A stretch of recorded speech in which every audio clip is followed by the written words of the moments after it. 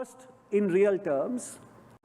The deflator is then superimposed on that to get the nominal values. So it's the other way around for at least 55%. So it is not as if nominal number of 8.8 is calculated, and because the deflator is 1% instead of 2 or 3%, we got an exaggerated 7.8%. That is not true. So there is real activity, economic activity, that is driving this momentum, and not just the price levels being on the lower side. And that brings me to the point I want to make, which is that post-COVID, India has been probably the only country in G20 to have grown at this rate for the last 4 years, from 21-22 until 24-25, and it continues. In fact, early indications for the second quarter, based on data we have for July and August, it seems that the growth numbers are looking up quite good even for the second quarter of July to September. In other words, it is possible that we may be underestimating the impact of all the structural reforms, topic of the session today. We may be underestimating the impact of all the structural reforms that have already unfolded under this government in the last 11 years. Whether it is the improvement in physical infrastructure, the advent of digital infrastructure, the various measures that have been taken over the years to move the small and medium enterprises from fragmentation to formalization, and also the ease of doing business, apart from the structural reforms such as the Insolvency Code, the Goods and Services Tax, the Real Estate Regulation Act, the capitalization and consolidation of public sector banking, and of course the response to COVID, which was targeted, time-bound, and calibrated. Now you take all these together, there is a possibility, and I think we need to increasingly recognize the possibility that our domestic reforms may have already provided a kind of cushion that India would need in the coming years and decades, given the challenging geopolitical environment that may stay with us for quite some time to come. In other words, I think we may have already built in a certain resilience to global factors, the structural reforms that have been undertaken, and therefore we may be more positively surprised by growth outcomes than being negatively surprised by growth outcomes, regardless of the time and the path it takes for the current tariff uncertainties to dissipate, which I hope will dissipate sooner rather than later. So the first point I want to make is the structural reforms of the last 10 to 11 years are beginning to deliver in terms of growth outcomes and employment outcomes as well. The other silver linings we have in the economy, not only the recent GST rate reductions and process reforms, including on registrations, dispute settlement, ease of compliance, etc. This comes on top of the direct tax significant cuts which were announced in the February budget, the income tax bill simplification that got the assent of the Parliament, and this is the third one that has been undertaken this year. Because in many a situation, the ease of doing business issues and concerns predominantly center on tax authorities, tax processes, and tax compliance related issues. We know that the journey ahead is still very long when it comes to these matters, but what you see in terms of evidence from the government's determination is to address the tax-related matters much more expeditiously than in many other areas, because they happen to constitute the most important touch point for businesses, both domestic and foreign. And we also got, very importantly, in the last few weeks, and that may have gotten a little bit buried under the avalanche of news and developments that are happening elsewhere, is a first credit rating upgrade in 30 years. We moved from BBB minus to BBB as per Standard & Poor. And if anything, if you look at the cost of borrowing for the government of India for a 10-year loan, Barely 11 years ago, we used to pay around 9%. The government of India used to be able to borrow at 9% rate per annum for 10 years. Now the yield is 6.4% for 10 years. And that is a reduction of about 2.6 percentage points on average. And not only that, the extra premium, the spread between the Indian 10-year and the United States 10-year has come down to around where we are today at 240 or 230 basis points. And the number used to be 600 basis points. Now, obviously, when the government of India's borrowing cost comes down, it is natural that other interest rates in the economy also decline commensurately, because the government of India's borrowing cost is the benchmark. And therefore, that is an important structural reform that is not very well appreciated, which is the ability to maintain fiscal prudence and fiscal stability amidst the challenge of the COVID pandemic, the security environment in the region, etc. The government of India promised to bring down the fiscal deficit from 9.2% to less than half in 5 years, and we delivered on it. And as the Honorable Finance Minister told us in the last few days,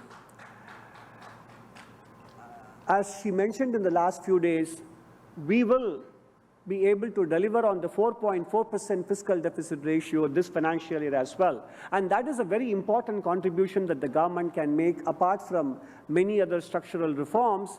It is to continue to stay on the path of fiscal stability and fiscal prudence, maintaining macroeconomic stability, and which is what provides the underlying foundation for economic activity to expand over the years in terms of voluntary exchange between the private sector players. Because at the end of the day, economic activity is largely driven by voluntary exchange between private sector participants, between the public and the businesses, and between businesses and businesses.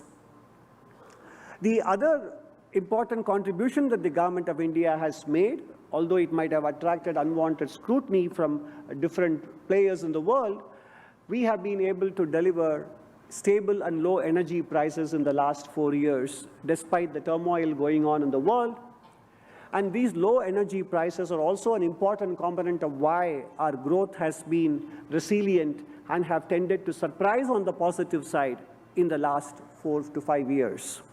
So these are the current silver linings that we need to remember: the tax reforms, the credit rating upgrade, and the low cost of capital, low and stable energy price, commitment to fiscal stability, etc., are the structural reforms that have already delivered.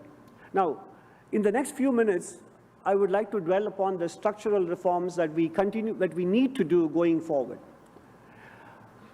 What drives growth? In two simple words: competitiveness and innovation. These are the two things that drive economic growth in the long run. Because innovation is the bedrock of productivity, and competitiveness is the underlying ingredient for maintaining quality that will boost not only exports but also domestic production. So productivity is the key to competitiveness and innovation. And therefore, the importance of the structural reforms that the government of India is embarked on, and you might have seen this in the papers in the last 1 month or so, there are two groups of ministers looking at deregulation. There are two high-level committees, one focusing on deregulation and one focusing on Viksit Bharat under the former cabinet secretary. And under the current cabinet secretary, there are state-level deregulation reforms that are already being undertaken since the early part of 2025. Why is regulation very important in terms of driving growth prospects forward? Is ultimately we speak about it in terms of ease of doing business. The real motive or the real purpose is we need to reduce the cost of being honest.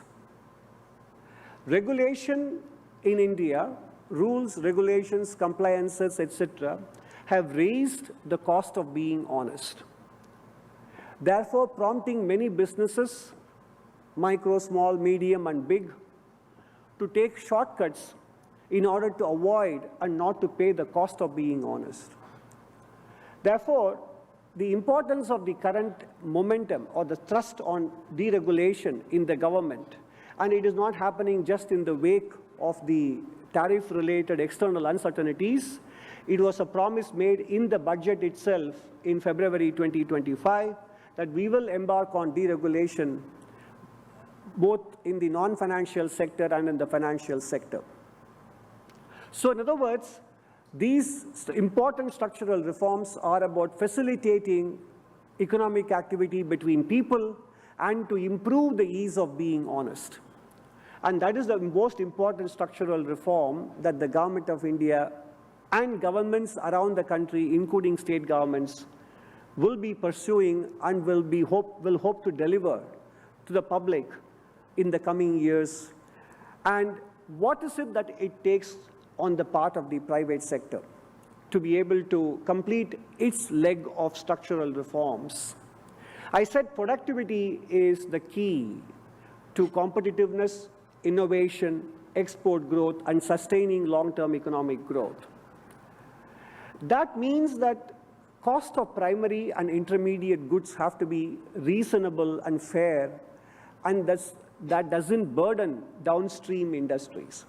Of course, you would point out that, yes, GST rates which are inverted and import duties which are inverted, in other words, higher duties on primary and intermediate goods and lower duties on finished goods, those are the components that need addressing on the part of the government. And in fact, in the GST reforms announced last week, those aspects are being addressed, and inverted duty structures on specific sectors, import duties have been addressed or have begun to be addressed in the last two budgets as well.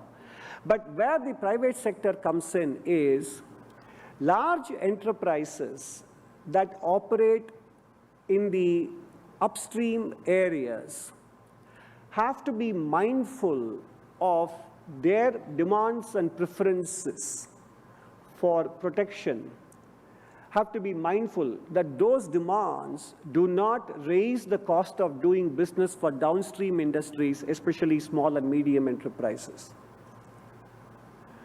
Because protection is about maintaining your share of the economic activity. Productivity is about expanding the pie itself, is about expanding not just is about expanding the base, which is the underlying economic activity and economic growth.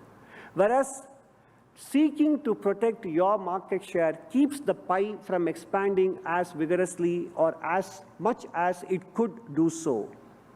So when we talk of structural reforms, one of the important structural reform that is needed on the part of the private sector is to reflect on the kind of tendency we have to ask and seek protection with a view to maintaining one's market share or expand, rather than seeking to expand the underlying pie of the economy itself. And even if our share remains stagnant or even goes down, because if the pie becomes much larger, the absolute take for everybody will increase. And that is a structural reform that the private sector has to contemplate on. Or a second best world is where the protection is necessary or desirable because of global context, because somebody is competing on many other grounds which are not necessarily fair and transparent, and therefore we need to protect our investments, our capacity, etc. The protection has to be in return for productivity. One of the reasons that Northeast Asia, in comparison to South Asia or Southeast Asia, one of the reasons Northeast Asia has moved from being third world to first world within a generation or two, starting from the 1960s, is that they allowed protection to large enterprises in return for productivity and performance and for external benchmarking. That is why you have Korea, Taiwan, Singapore, initially led by Japan, have a global presence and have global brand names than companies from Southeast Asia, for example. So in other words, where we seek protection, we also need to show and tell the public and the government that there is a skin in the game for those who seek protection, and that they will deliver productivity and commitment to quality, innovation, and being competitive in the global arena. And such protection, therefore, cannot be in perpetuity. And the protection has to be, therefore, defined, time-bound, and in return for productivity and export performance. That is the second important dimension of structural reform that we have to keep in mind on the part of the private sector. The next one, and I will stop with that, is because one can go on this topic for the whole day, and I'm sure that we will still not reach a conclusion. It is about the impact of technology, artificial intelligence, and balancing it with the need to create jobs in a demographically rich economy such as ours. We have estimated that 8 million jobs have to be created. You may think that I'm being inconsistent because in one breath I have spoken about productivity, and in the second breath I speak about importance of creating jobs and balancing the deployment of technology versus labor deployment. It is not. It is not inconsistency. Both are compatible, because ultimately what matters is the horizon over which we optimize our decisions. In the very short run, there is a trade-off between the two in terms of technology deployment and labor deployment. But in the medium run, there is no trade-off.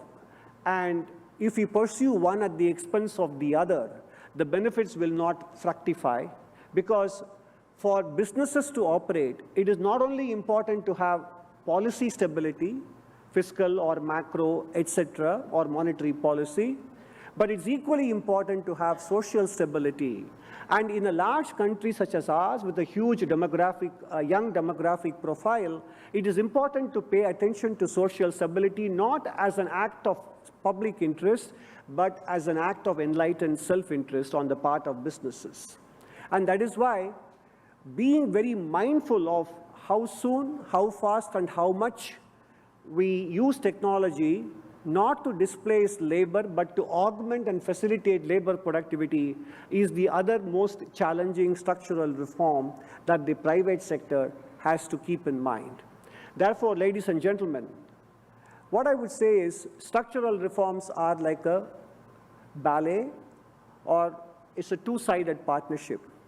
The government is very mindful, or even I would say the governments in the country are mindful of what they need to do, and I can assure you that the focus is on continuing to ensure that we make it easier for businesses, whether they are coming from overseas or homegrown, etc., are able to undertake economic activity without fear or favor.